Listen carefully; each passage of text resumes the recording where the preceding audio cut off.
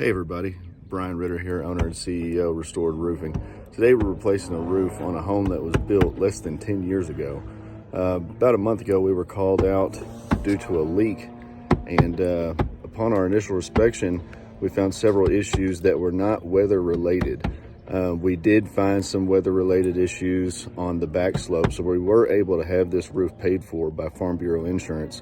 However, the main issue causing the leak was not weather related, it was install related.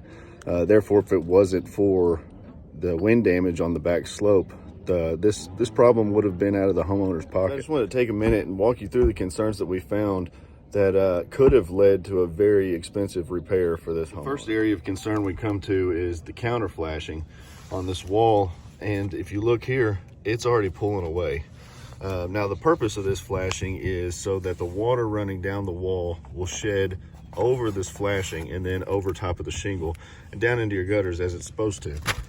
But if you look at this, it's pulled completely away from the brick, allowing all the water down this wall to shed behind the flashing and under the shingle and potentially leaking into your home. But in all cases, it's going to get down to your decking and cause wood rot. So this issue is absolutely the result of just improper installation by the previous contractor.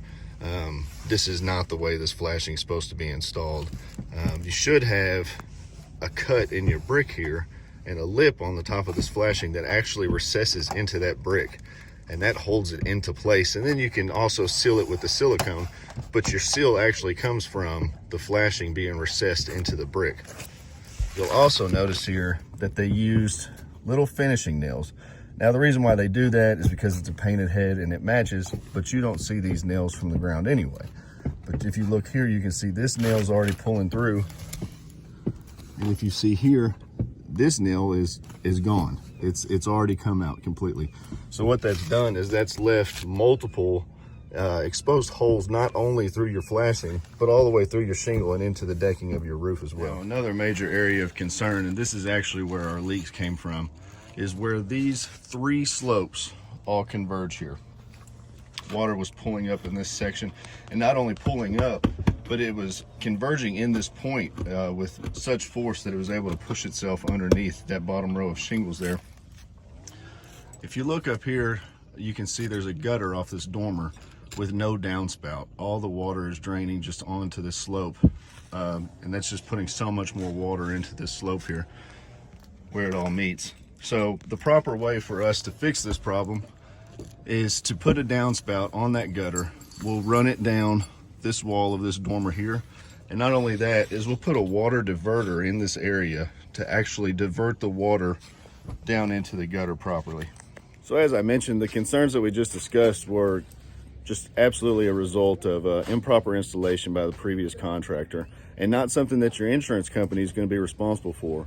So if it hadn't been for the unrelated wind damage, this stack of materials you see back here behind me would have been at the homeowner's expense, not the insurance expense.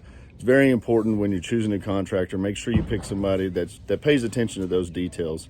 And also, I'd like to mention that Restored Roofing is one of 3 companies in Southern Kentucky that is able to offer a lifetime warranty on GAF shingles. There are only 3 contractors in Southern Kentucky that's able to offer that warranty, and we are one of them. And that's because we've proven time and time again to pay attention to those small details.